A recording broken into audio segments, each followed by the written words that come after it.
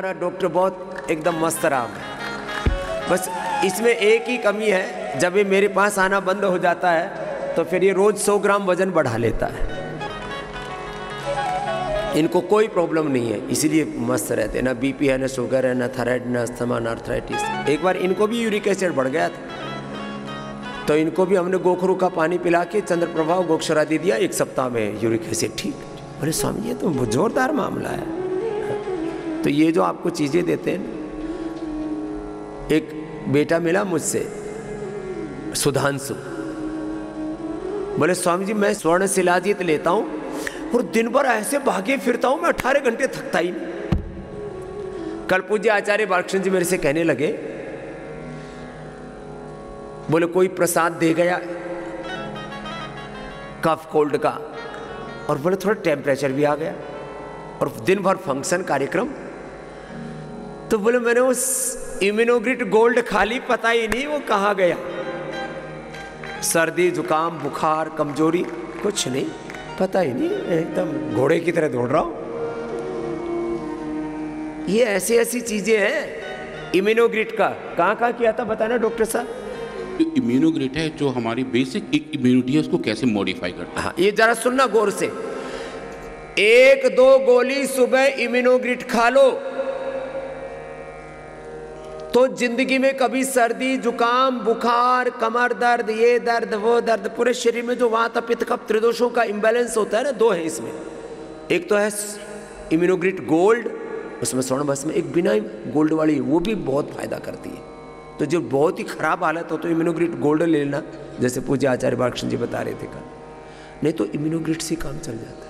वो कैसे काम करता है और कहाँ उसका प्रयोग किया, बहुत जबरदस्त इसके रिजल्ट है, जरा सुनना। हाँ स्वामी जी, तो इम्यूनोग्रिट स्वामी जी हमने एक जो हमारा बेसिक मॉडल है एजिंग का, जो कि इम्यूनिटी लिंक हो जाती है एजिंग से। हाँ। और जो भी कंपोनेंट आपने कहे थे इम्यूनोग्रिट के, वो एजिंग से ही लिंक्ड है। पूरे जो हमारे अष्टवर्ग औषधियाँ हैं उसमें जीवक ऋष्वक मेधा महामेधा काकोली क्षीर काकोली विदारी कंद वराही कंद, जीवक ऋष्वक मेधा महामेधा काकोली क्षीर काकोली और रिद्धि वृद्धि विदारी कंद वराही कंद शतावर अश्वगंधा सफ़ेद मूसली कोच बीज बला बीज गिलोय, जितने भी आयु को बढ़ाने वाली रसायन औषधियां हैं, ये फार्मूलेशन मैंने दिया था इस डॉक्टर को, डॉक्टर साहब को। ये बोले स्वामी जी इम्यूनिटी के लिए हम कितनी चीज़ें बनाते हैं, गिलोय भी इम्यूनिटी के लिए है, अश्वगंधा शतावर भी इम्यूनिटी के लिए है, फिर सारी औषधियाँ आयुर्वेद की तो इम्यूनिटी बूस्टर का काम करती है, एंटी एजिंग है। लेकिन एक ऐसे स्पेसिफिक दवाई बनाओ। तो ये इम्यूनोग्रिट मात्र पिछले 3 सालों की देन है। ये कोरोना के समय फिर हम बैठ गए और भगवान जी ने कहा बेटा ये औषधियाँ मिला ले। जैसे लोगों को अलग अलग देवी देवताओं का प्रत्यक्ष होता है ना, साक्षात्कार होता है। कोई कहता है मुझे हनुमान जी मिलते हैं, कोई कहता है मुझे राम जी मिलते हैं। मुझे जागते हुए और सोते हुए ध्यान में समाधि में खुली आंखों से बंद आंखों से जड़ी बूटियां आकर के कहती हैं मेरा उपयोग कर, मैं इस बीमारी को ठीक कर दूंगी। तो ये आपको एकदम सच्ची बात बता रहे हैं, कोई इसमें कोई मिलावट वाला मिक्सिंग वाला मामला नहीं है, कोई बनावट वाला मामला नहीं। तुम्हारी जो एजिंग प्रोसेस स्लो हो जाएगा और तुम्हारा ब्रेन, तुम्हारी आंखें, तुम्हारा कान, तुम्हारा दिल दिमाग, तुम्हारी हड्डियां, तुम्हारे लीवर किडनी, सारी चीज़ों पर इसका अच्छा असर होने वाला है। ये रसायन है। रसायन मतलब आपके जीवन को लंबा करने वाला। पहले राजा महाराजा लोग खाते थे रसायन, उसमें औषधियों के साथ इनके अस्टेक निकालने के साथ इनके अर्क भी पिया करते थे, वो जल्दी डाइजेस्ट हो जाता अर्क। अभी ये भी निकालो डॉक्टर साहब, इम्यूनोग्रिट अर्क। ठीक है सर, इम्यूनोग्रिट अर्क। ठीक है। हाँ, ये जो थोड़े कमजोर से प्राणी है इनको दवाई भी हजम नहीं होती, गोली भी नीचे से निकल जाती है। ऊपर से खाओ, नीचे से गोली साफ, तो कुछ टिके तो इम्यूनोग्रिट अर्क बनाओ। ठीक है स्वामी जी, आज इस काम पे ठीक है स्वामी। ये हमारे डॉक्टर ऐसे हैं, बोलते ही एक्शन में चालू हो जाते हैं। चलो अब आज जो बताने आए थे वो आज बताएंगे स्वामी। कोलोग्रिट के बारे में बताएंगे। हाँ, ये बड़ी जबरदस्त है कोलोग्रिट। ये कोलाइटिस को अभी कल एक माता आई, बोले स्वामी जी कई साल से परेशान थी, 4 दिन में ठीक हो गई मैं। 4 दिन में किधर बैठी होगी एक मैया पतली सी, मरी जा रही थी। बोले स्वामी जी 4 दिन में मेरा तो पेट ठीक हो गया, कोलाइटिस था बहुत ज़्यादा। हाँ, ये आ गई। बोले बाबा जी 4 दिन में ठीक हो गई। कोलाइटिस की और कॉन्स्टिपेशन की कोई दवाई नहीं है एलोपैथी में। हमने शुद्धि चूर्ण कॉन्स्टिपेशन के लिए और कोलाइटिस के लिए तो कुटज, गनवटी, कुटजारिस्ट से यात्रा शुरू की। और एक बहुत भयंकर मॉडल बनाया था ये डॉक्टर ने, ये भी पहली बार बनाया था। चूहों को बस्ती दी, चूहों को एनिमा दिया, वो निकल जाता था उनको, फिर उल्टा लटकाया उनको। बहुत जोरदार डॉक्टर है। भैया कितने दिन में ठीक हो गई थी? ओम स्वामी जी प्रणाम। मेरा नाम मीरा साव है। मैं 2 साल से परेशान रहती थी, कोलाइटिस रहती थी, गैस बहुत बनती थी। अभी गैस तो बहुत कम हो गई है, पर कोलाइटिस 4 दिन में मेरी ठीक हो गई है। 4 दिन में ठीक कर ली। बहुत बहुत धन्यवाद आपका। ये कोलोग्रीट, कुटजारिस्ट, कुटज घनवटी और कुटज बेल की बस्ती देते, कई बार छाछ का भी एनेमा दे देते। चलो खुश रहो बहन जी। डॉक्टर साहब तो समझिए आज हम बात करेंगे अल्सरेटिव कोलाइटिस के। तो समझिए जो अल्सरेटिव कोलाइटिस है वो एक ऐसी बड़ी समस्या है जो हमारी बड़ी आंत के अंदर सूजन और जलन पैदा करती है, और ये बार बार होती रहती है। एक बार की जलन, 2 बार की जलन तो ठीक हो जाती है, पर अगर ये बार बार होती रहे तो वो कोलन के अंदर जो बड़ी आंत है उसके अंदर सूजन आ जाती है, इन्फ्लेमेशन आ जाता है। और समझिए जहाँ भी इन्फ्लेमेशन है, साइंटिफिक वर्ड में उसके आगे आप आइटिस लगा देते हैं। तो कोलन का इन्फ्लेमेशन कोलाइटिस, लंग का इन्फ्लेमेशन ब्रोंकाइटिस, स्किन का सोराइसिस। तो वो सब जितने आइटिस हैं वो इन्फ्लेमेशन को बताते हैं। और हमारी जितनी आयुर्वेदिक औषधियाँ हैं वो जनरली इन्फ्लेमेशन को बड़ा अच्छे से कंट्रोल भी करती हैं। तो फिर ऐसा था कि अगर हम ऐसा करें कि अल्सरेटिव कोलाइटिस मतलब ऐसा इन्फ्लेमेशन कोलन का जिसमें घाव बन रहे हों, अल्सर्स बन रहे हों, वो थोड़ी सी बड़ी बीमारी बन जाती है, जिसमें बार बार दस्त, पेट में दर्द और मल में खून आने लगता है, आम हो जाती है स्वामी जी। और अगर आप देखें तो हमारे देश में लगभग 1 लाख में से लगभग 6 लोग, 1 लाख में से 6 लोग अल्सरेटिव कोलाइटिस से पीड़ित हैं स्वामी जी। तो इसकी फ्रीक्वेंसी भी काफ़ी ज़्यादा है। कुछ हमारे खान पान भी है और कुछ हमारे जो आजकल का लाइफस्टाइल है जो ज़्यादा सीडेंटरी है, जो बैठने वाला ज़्यादा हो गया है, उसकी वजह से कब्ज, colitis, ulcerative colitis, Crohn's disease ऐसी बीमारियां आनी शुरू हो गई हैं। तो इसलिए रेशियो थोड़ा सा ज़्यादा बढ़ गया है। पर अगर हम विश्व के तौर पे देखें, जो आप लोग पीछे स्क्रीन पे देख पा रहे होंगे कि अमेरिका में इसकी फ्रीक्वेंसी सबसे ज़्यादा है समझिए। अमेरिका में सबसे ज़्यादा है, यूरोप में है, ऑस्ट्रेलिया में है, इंडिया में और चाइना में थोड़े थोड़े कम है, पर इंडिया में अब ये बीमारी तेज़ी से बढ़नी शुरू हो गई है। तो उसकी तरफ फिर जो बीमारी को कंट्रोल करने के तरीके हैं वो थोड़े से अलग टाइप के हैं। अगर हम समझिए देखें एलोपैथिक सिस्टम में जो मॉडर्न मेडिसिन हम जिसको बोल रहे होते हैं उसमें करते क्या हैं। अगर कोई पेशेंट आता है जिसको अल्सरेटिव कोलाइटिस है, तो सबसे पहले समझिए उनको कुछ ऐसी दवाई दे देते हैं जिनको बोलते हैं अमीनो सैलिसिलेट्स, जो बहुत बेसिक टाइप की एंटी इन्फ्लेमेटरी दवाई होती हैं, और लगभग सब लोग उसी से शुरुआत करते हैं। बट जनरली वो दवाइयाँ इन बीमारियों पर स्वामी जी ट्रीट नहीं करती, वो उनको थोड़ा सा सिस्टमिक हेल्प करने की जगह सिम्टमिक हेल्प करती है। थोड़ी थोड़ी सूजन कम हो जाती है, थोड़ी थोड़ी खून का आना कम हो जाता है, फिर तुरंत ऐसे पेशेंट शिफ्ट हो जाते हैं स्टेरॉइड्स पे, कॉर्टिकोस्टेरॉइड दिया जाता है, और कुछ दिनों बाद वो भी काम नहीं करते हैं। फिर इम्यूनोमोडुलेटर्स, बायोलॉजिकल्स, जो नई एंटीबॉडी बेस्ड ड्रग्स आ रहे हैं वो शुरू हो जाते हैं। और जब वो भी काम नहीं करते स्वामी जी, तो डॉक्टर्स सर्जरी की तरफ जाते हैं। जितने हिस्से में इन्फ्लेमेशन होता है उतने हिस्से को काट के बाहर निकाल देते हैं, और वो फाइनली पूरा इलाज नहीं होता, क्योंकि अब आंतों को ही काट देते हैं, आंत को काट के बाहर निकाल। कितनी खराब चीज है। आंतों को 4-4 फीट, 5-5 फीट, 10-10 फीट आंत काट देते हैं। अब ये काटापीटी पूरे शरीर में चल रही है, पायस में नीचे से उसको भी काटते हैं। उसके लिए एक डॉक्टर साहब ने बड़ी जबरदस्त प्रयोग किया है। फिर अभी 2 दिन पहले मेरे से मिले तो एक तस्वीर दिखाई, इतनी विभत्स थी वो। इन्होंने वो कर दिया पायल्स, फिसर, फिस्टुला, जो भी सब कुछ उसको ना पूरे चूहे को किया ना, चूहे को जमाल घोटे का तेल पिला करके उसको लगा करके उसको अल्सर कर दिए पूरा अंदर, माने बवासीर से भी भयंकर बवासीर। और फिर जो अर्शोग्रिट बनाई है नई औषधि, एक तो अर्शकल्प है पुरानी, अर्शोग्रिट खिला करके कितने दिन में हो गया था पूरा ठीक? 12 दिन में। 12 दिन में पूरा ठीक। तो अब जात्यादि का प्रयोग किया, जात्यादि घृत और ये अर्शोग्रिट। कितना ही भयंकर पायस, फिसर, फिस्टुला हो और प्राणायाम करो तो और जल्द, और केवल दवाई से ठीक हो जाता है। यहाँ पर भी एक मीरा बहन ने बोला हुआ है कि मेरा 53 साल में ठीक हो गया। जी समझिए। तो फिर जो ट्रीटमेंट्स हैं फाइनल, इन लोग जो ऐसे पेशेंट्स हैं इनका आंतों को काट के छोटा कर देते हैं, जिसकी वजह से ज़िंदगी भर डाइजेशन की दिक्कत रहती है और दोबारा बीमारी आने के भी चांसेस बने रहते हैं। तो उस केस में फिर हम लोग क्या कर सकते हैं? तो समझिए उसके लिए जो आपने कहा था, जो नई मेडिसिन फॉर्मुलेट हुई थी कोलोग्रेट, इसके अंदर 7 कंपोनेंट हैं स्वामी जी। बेल, कुटज, जीरा, अजवाइन, सौंफ, गुलाब और कपूर के पत्तों का एक्सट्रैक्ट। बेसिकली कुल 7 ये ऐसी मेडिसिन हैं जो पेट के लिए अच्छी होती हैं। और जैसा हमने बताया था मैं कि इनका इस्तेमाल सालों साल से चलता आ रहा है, और बेल और कुटज तो बिल्कुल रामबाण हैं।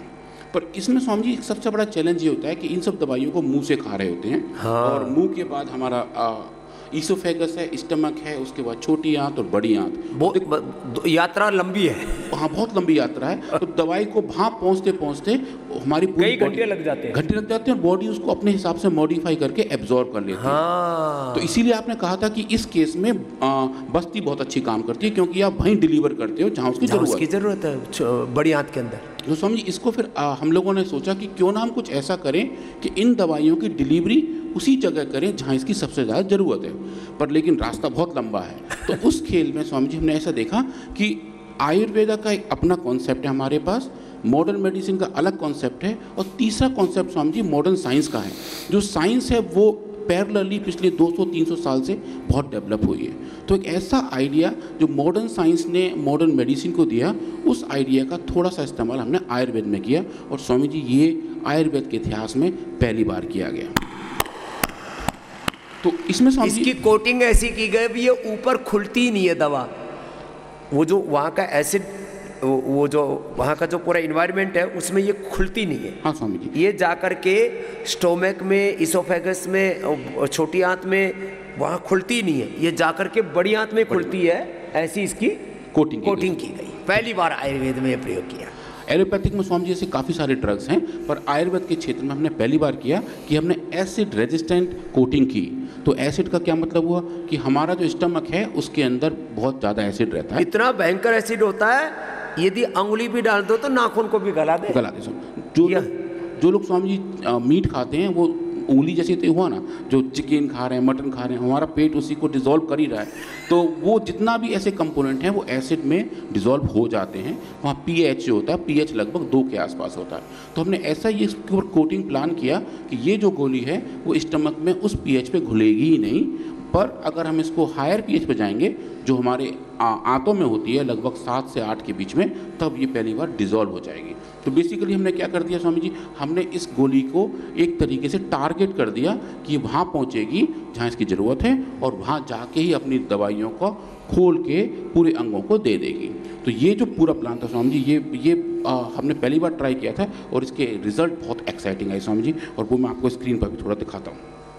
ये जो आप देख रहे हैं Swami ji left hand side में, कि एक जो बहुत बेसिक एक्सपेरिमेंट है, आप सब लोग भी जो देख पा रहे हैं कि 3 अलग अलग प्लेट्स रखी हैं आपके लेफ्ट हैंड साइड में, जिसके अंदर गोलियां रखी हुई हैं पहले 2 में। तो वो स्वामी जी हमने इसमें किए हैं कि ये हमने एक सिमुलेशन किया। हमने अलग अलग टाइप के लिक्विड बनाए जो हमारे थूक को, सलाइवा को, इंटेस्टाइन के जूस को और स्टमक के जूस को दिखाते थे। तो हमने वो आर्टिफिशियल बनाए और इन गोलियों को उसके अंदर रख दिया, और देखा कितने मिनट के बाद ये गोलियां घुलनी शुरू हो जाती हैं। तो स्वामी जी जब हम देख रहे हैं पहला वाला जो बॉक्स है, ये जो बॉक्स है स्वामी जी, ये सलाइवा वाला है। इसमें गोलियां 15 सेकंड तक नहीं घुली, क्योंकि हम मुंह में 15 सेकंड ही दवाई रखते हैं।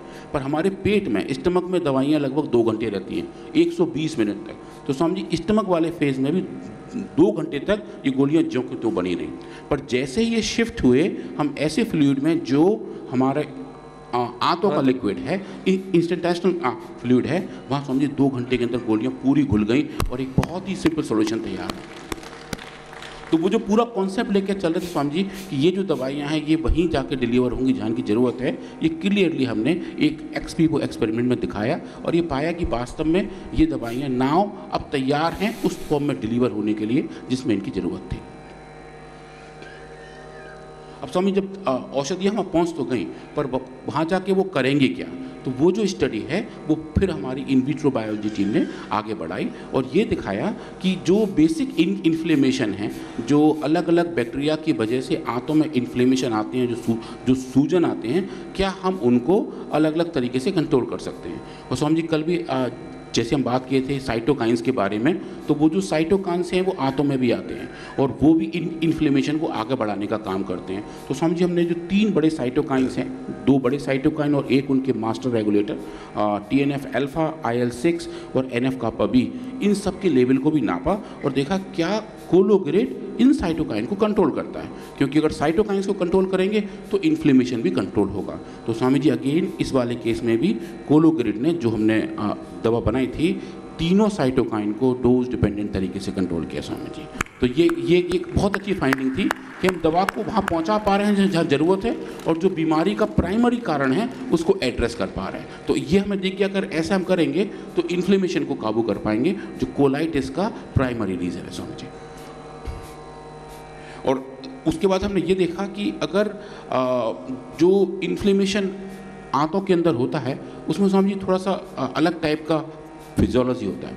उसमें जो हमारे ब्लड के कुछ सेल्स हैं जो मैक्रोफेजेस हैं, जिनके बारे में कल भी हम बात किए थे, जो फर्स्ट लाइन ऑफ डिफेंस हैं, और जो मोनोसाइट्स हैं जो अलग टाइप के WBC हैं, वो आंतों की सेल्स के ऊपर जाके चिपकना शुरू हो जाते हैं जब जब इन्फ्लेमेशन बढ़ता है। तो इसके लिए स्वामी जी हमने एक नया मॉडल तैयार किया और वो भी शायद हम यहाँ पहली बार ही किए, जहाँ हमने आंतों के सेल्स के साथ मोनोसाइट को को-कल्चर किया, दोनों को एक साथ रखा और मोनोसाइट के अंदर हमने ग्रीन डाइज डाल दी। और डाइस का फ़ायदा क्या हुआ, जब सेल्स चिपकेंगी तो हम उसका हरा रंग आराम से देख पाएंगे। तो फिर ये देखा कि जब मोनोसाइट्स और आंतों की सेल आपस में एक साथ ग्रो होती हैं तो कितनी सेल्स चिपक रही हैं और क्या वो चिपकने की स्पीड किसी साइटोकाइन द्वारा चेंज की जा रही है।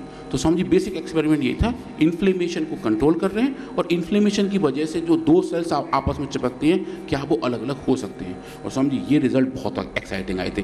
मैं आपको जब हमने प्लान किया था तो मुझे पहली बार लग रहा था कि शायद ये ज़्यादा टफ एक्सपेरिमेंट है, हमारी औषधियाँ क्योंकि सिंगल टारगेट पर काम नहीं करती, शायद हमें ऐसा इफेक्ट ना दिखे। और टीम में जब हुआ डिस्कशन तो जो टीम लीड है हमारे इस काम के डॉक्टर कुणाल भट्टाचार्य, वो भी कह रहे थे कि ये अनुराग शायद ऐसा काम नहीं करेगा। तो मैंने कहा एक बार ट्राई करके देखिए। ये हमारे जो साइंटिस्ट है ना, ये पढ़ के तो आए हैं उसी तौर तरीके से, इनके पहले इनके भी दिमाग में जो भी था प्रोग्रामिंग, वो जो कुछ ऐसा सुन रखा है ना, तो सारे आग्रह करीब 99% इनके टूट चुके हैं। जो कभी नहीं सोचा था वो आयुर्वेद में पहली बार देख रहे हैं। ये बात है, ये बिल्कुल सही बात है, क्योंकि कई तरह की कंडीशनिंग हो जाती है ना, वही सिस्टम पढ़ाई का कि ऐसा कैसे हो सकता है, ऐसा कैसे हो सकता है, लेकिन जो आंखों से देखते वो समझिए जो सामने दिखता है, जो एविडेंस है उसका तो कोई तोड़ है ही नहीं ना, और उसको कोई नकार नहीं सकता, और वो एविडेंस हम ही जनरेट कर रहे हैं। तो सबसे पहले हमें डाउट होता है और हमारे डाउट सबसे पहले जाता है। और वैसे भी जो यात्रा शुरू होती है ना, वो डाउट से शुरू होती है, क्वेश्चन से शुरू होती है, प्रश्न से शुरू होती है। इसी को चाहे प्रश्न बोल दो, चाहे जिज्ञासा बोल दो, चाहे डाउट बोल दो, जब तक आप कोई आग्रह लेकर के रिसर्च नहीं कर सकते, आदमी को एकदम फ्लैट होकर के, निरपेक्ष होकर के करना पड़ता है।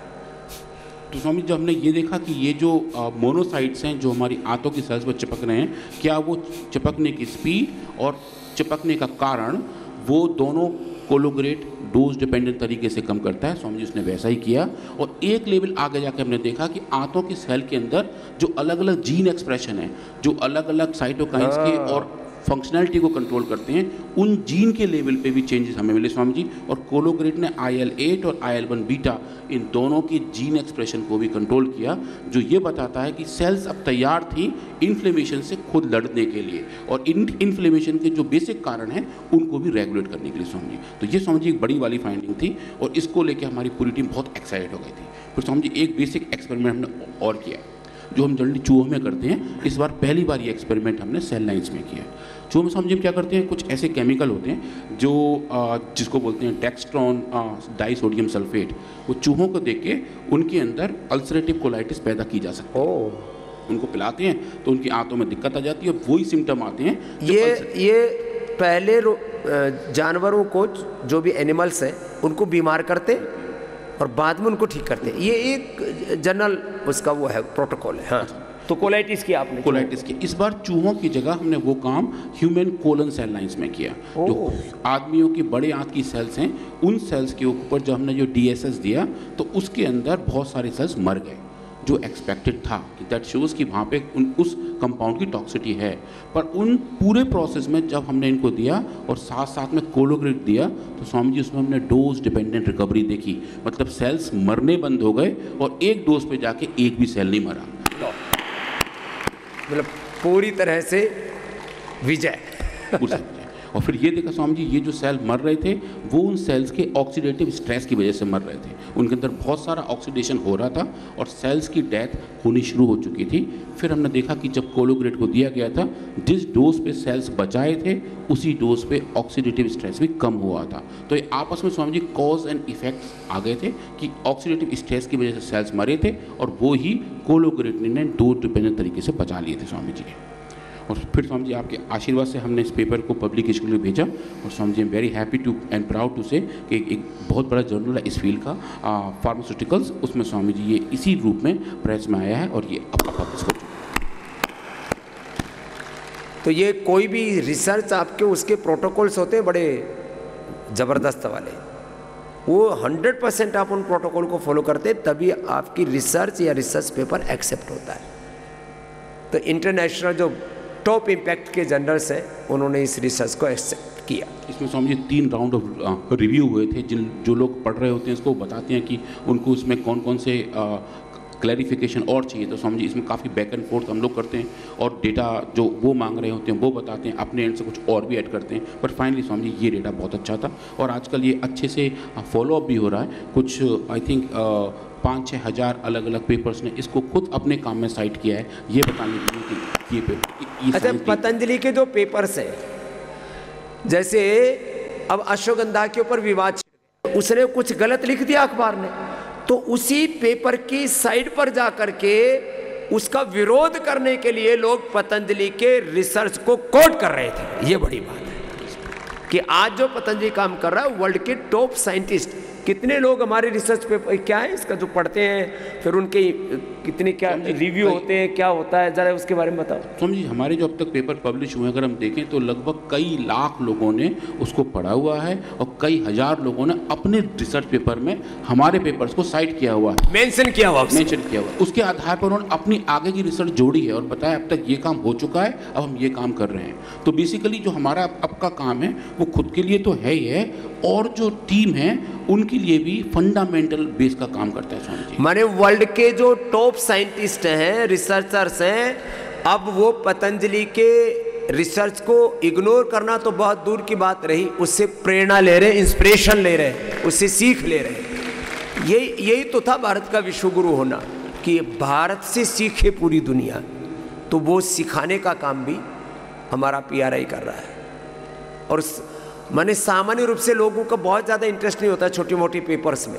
पतंजलि की तरफ से जो पेपर जाते हैं उसको दोनों पढ़ते हैं, एक तो जो आयुर्वेद के समर्थक हैं वो, नेचर के समर्थक हैं वो, और जो एंटी नेचर है, एंटी आयुर्वेद है, वो भी पढ़ते हैं कि इनकी खाट खड़ी करो, इनका पेपर ही प्रकाशित ना हो, इनके ऊपर दोष मढ़ो। वो ज़्यादा पढ़ते हैं, वो ज़्यादा पढ़ते हैं, हमारे विरोधी सबसे ज़्यादा पढ़ते हैं। और वो पढ़ करके 99% उनका धर्म परिवर्तन हो जाता है, चित्त परिवर्तन हो जाता है। वो भी कहते हैं अरे भाई बात तो ठीक है, हमने तो उल्टा सुन रखा था, गलत सुन रखा था, ये बात तो सही है। तो स्वामी जब एविडेंस स्ट्रांग होते हैं तो हर कोई मान जाता है स्वामी जी। और जो कई लोग जो इस धारणा के साथ आते हैं कि जो हम बात बता रहे हैं वो शायद उस लेवल की नहीं है जो वो एक्सपेक्ट करते हैं स्वामी जी, लेकिन जब बाद में वो जब डेटा देखते हैं तो स्वामी बिल्कुल चित हो जाते हैं कि हाँ जो हम कह रहे हैं बिल्कुल। ये तो सैकड़ों साइंटिस्टों से खुद टेलीफोनिक, वीडियो कॉन्फ्रेंसिंग सब बात चलती है, सब चलती है। तो वही Swami, so but that goes well. और ये अब शुरू के 1-2 साल स्वामी जी बहुत डिफिकल्ट थे, पर अब आनंद आ रहा है। पहले तो सब शंका की दृष्टि से देखते थे, ये कैसे हो सकता है, ये कैसे हो सकता है, और एक एक पेपर को पब्लिश कराने के लिए क्या क्या करना पड़ता था। स्वामी जी बहुत पहला पेपर जो हमने किया था पब्लिश नेचर पब्लिकेशन में, साइंटिफिक नेचर बहुत बड़ा है, उसमें स्वामी जी लगभग 1 साल लग गया था फॉलोअप करने में, क्योंकि फॉलोअप करने में 1 साल लग गया। हर बात में क्वेश्चन, हर बात में क्वेश्चन, क्वेरी, इसका स्पष्टीकरण दो, इसका स्पष्टीकरण दो, ये कैसे हो सकता है, ये कैसे हो सकता है। और स्वामी हमारा तब इंस्टीट्यूट नया था तो वो भी डाउट था कि एक्सपेरिमेंट कहाँ किए होंगे, आपके पास फैसिलिटी है या नहीं, इक्विपमेंट्स है या नहीं, साइंटिस्ट हैं या नहीं, किस लेवल के साइंटिस्ट हैं। स्वामी बहुत ही बेसिक क्वेश्चन पूछ रहे थे क्योंकि नया इंस्टीट्यूट था और किसी ने आज तक इसके पेपर देखे नहीं थे। पर स्वामी जी उसके बाद से लेके अब तक स्वामी जी पिछले 4-5 साल में अब थोड़ी ज़िंदगी आसान है और आनंद है, फुल आनंद। अब प्राइड फील होने लग गया। पहले तो चारों तरफ से लोग ऐसे टूट के पड़ते थे कि जैसे कोई अपराध कर दिया हो। अब स्वामी जी अब तो क्या स्वामी जी, मेरे पास बहुत सारे औरों के पेपर आते हैं रिव्यू करने के लिए और मैं उन्हें मना कर देता हूँ कि आजकल मेरे पास इसके लिए टाइम नहीं है, मैं अपने ही काम में काफ़ी और वर्ल्ड के अच्छे साइंटिस्ट पतंजलि में रिसर्च करने के लिए आना चाहते हैं, वो भी एक बात बताना चाहता हूँ। वो अपने जो है सीवीज भेजते हैं। स्वामी जी लगभग हम हर महीने कम से कम 50 सीवी ऐसे पाते हैं जो भारत के बाहर काम कर रहे हैं साइंटिस्ट और हमारे आगे काम कर रहे हैं। कम से कम 50 साइंटिस्ट अप्रोच करते हैं कि हमें आप पतंजलि में सेवा का सौभाग्य दो। निष्कर्ष क्या निकाला? तो स्वामी जी आज का ये था कि कोलोग्रिड ने ये दिखाया कि अल्सरेटिव कोलाइटिस को मैनेज किया जा सकता है, उसका ट्रीटमेंट किया जा सकता है। और जैसे आज माता जी ने बताया कि 4 दिन में उनको इसका फ़ायदा भी बिल्कुल हो जाता है। ये हमने फाइंडिंग एक बड़े जर्नल में पब्लिश की है। अदर कोलिक डिजीज़ पे हम काम भी कर रहे हैं। अब इसके बाद हम IBD और IBS की तरफ जा रहे हैं। क्रोन्स डिजीज़ के ऊपर एक नए मॉडल्स की तैयारी कर रहे हैं और गट के लिए मतलब मुंह से लेके लास्ट तक जितनी भी पॉसिबिलिटी हैं उन सब पे काम कर रहे हैं। गैस्ट्राइटिस पे काम कर रहे हैं स्वामी जी, और जो एसिडिटी के ऊपर काम है उस पे काम कर रहे हैं और ये दिखाने का प्रयास कर रहे हैं कि पूरे गट सिस्टम में हमारी अलग अलग औषधियाँ सही समय पे सही रिजल्ट दें। एक यहाँ पर गट में ना, ये घट है, घट में ये घट को घट बोलते हैं अंग्रेजी में हम इसको घट बोलते हैं और आप गट बोल रहे हो। तो ये गट बैक्टीरिया, इसमें भी कई ट्रिलियन, 4 ट्रिलियन से ज़्यादा हेल्दी बैक्टीरिया होते हैं आपके गट में। इसके लिए आजकल फिर वो कौन सा दही बोलते हैं? प्रोबायोटिक दही। ये खाओ तो अच्छे बैक्टीरिया आपके पेट में रहेंगे। जीरा, धनिया, सौंफ, मेथी, अजवाइन का पानी पियो, सर्वकल्प का पानी पियो तो आपके जो गट बैक्टीरिया अच्छे वाले बढ़ेंगे, खराब वाले कम हो जाएंगे। इस पर हमने कुटजारिस्ट कुटज घनवटी का भी प्रयोग किया है। और वो जो चूहों वाला 1 मिनट में वो भी तो बताओ जो बस्ती दी वो स्वामी जी वो बस्ती शायद चूहों के लिए ज़्यादा हो गई थी, पर कुछ चूहों ने उसके लिए रेस्पॉन्ड भी किया था कि बस्ती देने से उनके अंदर जो गट की प्रॉब्लम थी वो तो सॉल्व हुई, पर उनके अंदर जो आप बता रहे हैं स्वामी जी बैक्टीरिया का लेवल भी अच्छा हुआ था। हाँ, और तो चूहों के ऊपर भी बस्ती दे करके देखिए हमने बड़ा कठिन होता है, बहुत कठिन। और स्वामी जी उनको मतलब थोड़ा सा दिक्कत हो रहा था, पर चूंकि जो हमारे एनिमल एथिक्स के प्रोटोकॉल हैं हम एक लिमिट तक ही जा सकते थे, फिर हम वहाँ से वापस आ गए। तो ऐसे एक रिसर्च को पूरा करने के लिए कई दिशाओं से प्रयत्न करते हैं। तो बहुत बहुत अभिनंदन है डॉक्टर अनुराग वार्ष्णेय का। आज आपको कोलोग्रिड के बारे में बताया। ये जितनी भी सिंथेटिक दवाइयाँ हैं ये एंटी नेचर हैं, शरीर के खिलाफ काम करती है और बॉडी भी उनको फॉरेन मटेरियल मान करके बिहेवियर करती है। बड़ी मुश्किल से उसको शरीर के अनुकूल बना करके और कहीं थोड़ा बहुत कुछ जिसको कहते हैं ना टेम्परेरी रिलीफ उन चीज़ों से मिलता है आपको। लेकिन ये सारी चीज़ें जो आपको नेचुरल दे रहे हैं ना, इसकी बड़ी महिमा है। और इसमें जैसे मैंने कल बताया 4 चीज़ों पर 100% आप फोकस करो। योग पर, आयुर्वेद की औषधि पर, थेरापी भी जो यहाँ चल रही फिर घर भी जाके करना, और खान पान का बहुत ज़्यादा असर हो।